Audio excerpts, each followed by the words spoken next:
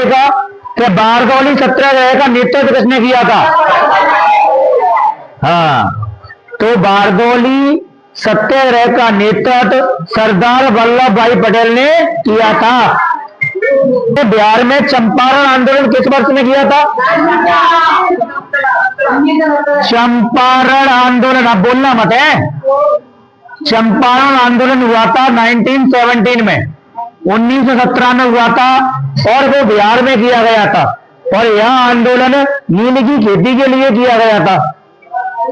गांधी द्वारा अपना पहला आंदोलन चंपारण में किया गया था और 1917 में किया हुआ था ये आंदोलन। ठीक है। दूसरा प्रश्न था कि सन 1929 में लेजिस्लेटिव असेंबली में बम किसने फेंका था? तो 1929 में भगत सिंह और बटुकेश्वर दत्त ने, भगत सिंह और बटुकेश्वर दत्त ने 1929 में यह बम फेंका था। आवाज बंद कर लेना।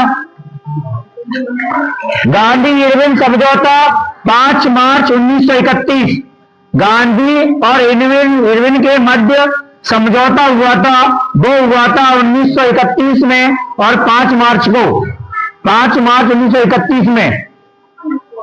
नेक्स्ट प्रश्न है, गांधी जी दक्षिण अफ्रीका से कब लौटे थे? 1915 में लौटे थे गांधी जी। ठीक है। गांधी जी ने इससे पहले 1915 में जो आपके नेल्सन मंडेला है उनके लिए उन्हें वकालत की थी। उन्होंने अपना सत्याग्रह का पहला हथियार उन्होंने वहीं चलाया था, तब जाकर वहां से सीख कर आए थे, तब इंडिया में एक नियम अपनाए थे। आगे, गांधी ने सत्याग्रह का पहला प्रयोग किस स्थान में किया था? तो चंपारण में किया था। इसी चंपारण में उन्होंने अपने इस अस्त्र का प्रयोग किया था। हिंद स्वराज पुस्तक के लेखक कौन है? तो ये गांधी जी। इसमें पूरा नाम लिखा हुआ है मोहनदास करमचंद गांधी। नेक्स्ट है 1920 में, सितंबर 1920 में कांग्रेस का अधिवेशन हुआ था। कहां हुआ था? कोलकाता में। कोलकाता अधिवेशन, कोलकाता अधिवेशन, कोलकाता अधिवेशन आपका हुआ था सितंबर 1920 में, सितंबर 1920 में।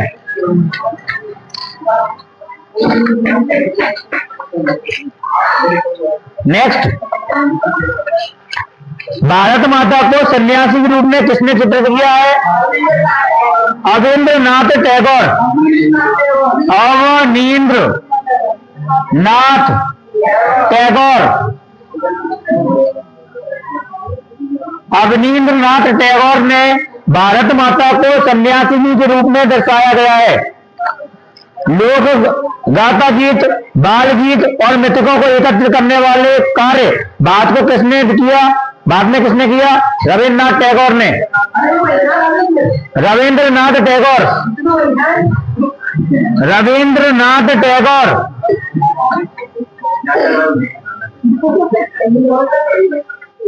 बीच मत बोले। सत्याग्रह क्या है? तो सत्याग्रह विशुद्ध आत्मिक बल,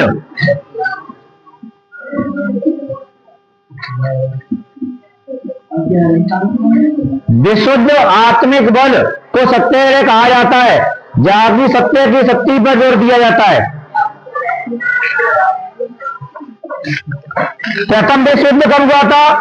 1914 से 1918, पहला विश्व युद्ध। गांधी ने असहयोग संबंधी विचार किस किताब में लिखे? हिंद स्वराज। गांधी द्वारा लिखित किताब है हिंद स्वराज। नेक्स्ट, हथियारबंद आदिवासी कैसे ईश्वर का अवतार मानते थे? सीताराम राजू को। सीताराम राजू, ये सीताराम राजू बागानों में काम करने वाले मजदूरों को बिना इजाजत के बाहर निकलने की छूट नहीं थी। इसके लिए कानून बनाया गया था, वो था इनलैंड इनलैंड इमिग्रेशन एक्ट, थोड़ा सा इसके बारे में समझ लो। इनलैंड इमिग्रेशन एक्ट ये क्या था? तो इनलैंड इमिग्रेशन एक्ट के तहत असम के बागानों में काम करने वाले मजदूरों को बागानों से बाहर निकलने की इजाजत नहीं थी, और यह कानून लाया गया था 1859 में। 1859 में यह कानून लाया गया था, जिसे इनलैंड इमिग्रेशन एक्ट के नाम से जाना जाता है। अब प्रश्न भी आएगा ना कि भैया इनलैंड इमिग्रेशन एक्ट क्या है, तो आप लिख सकते हो आराम से कि इनलैंड इमिग्रेशन एक्ट के तहत असम के बागानों में काम करने वाले श्रमिकों को या मजदूरों को बागानों से बाहर निकलने की इजाजत नहीं थी। ठीक है, आगे।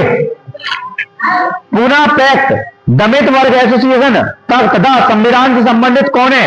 वो भैया doctor B R Ambedkar. Doctor B R Ambedkar,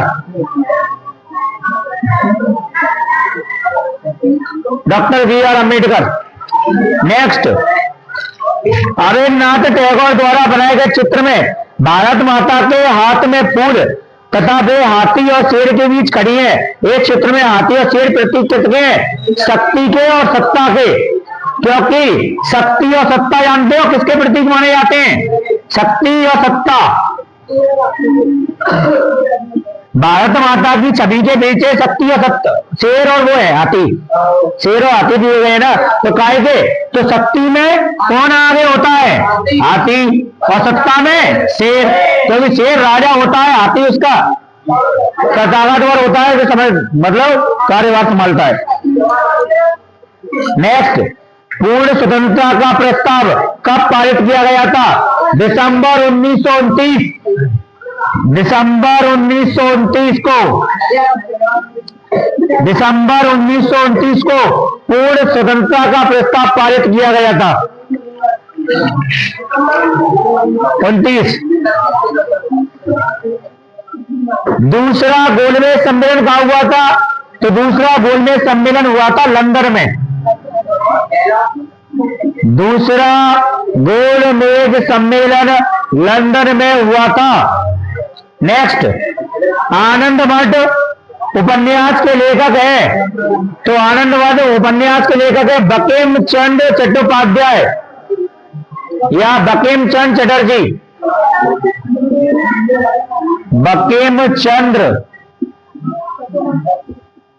Chattopadhyay, Chatterjee ले सकते हो आप इसका।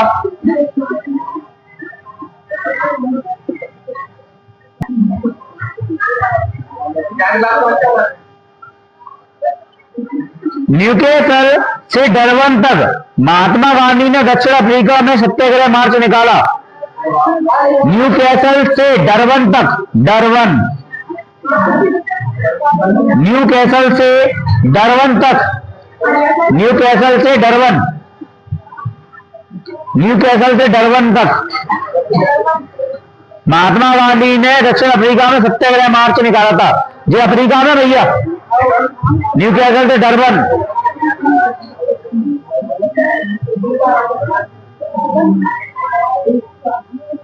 जलियांवाला बाग की घटना कब हुई थी? 13 अप्रैल 1919।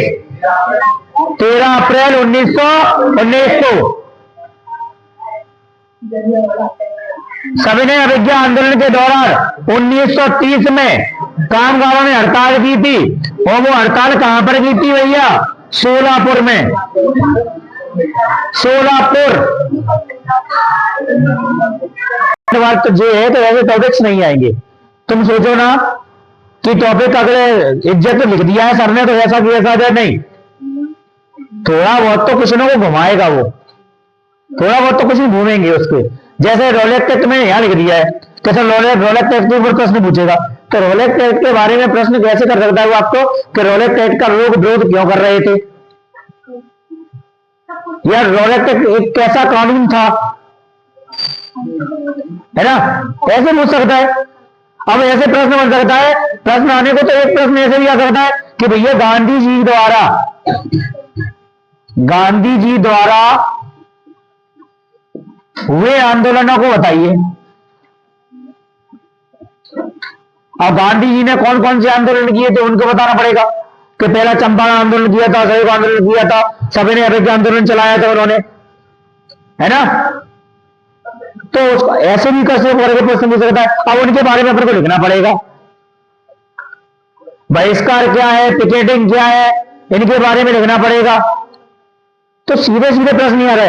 हालांकि जे प्रश्नों में से आपको 100% आपको मिल जाएगा ये टॉपिक, लेकिन आपको ये टॉपिक याद करने पड़ेंगे।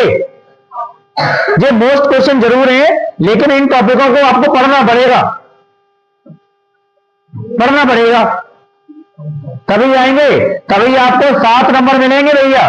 7 नंबर का ये पार्ट है, एक जो आपका भारत में राष्ट्रवाद वाला 7 नंबर का पार्ट है ये। आ गया समझ में? हाँ, तो पार्ट को आपका कंप्लीट हो गया बस।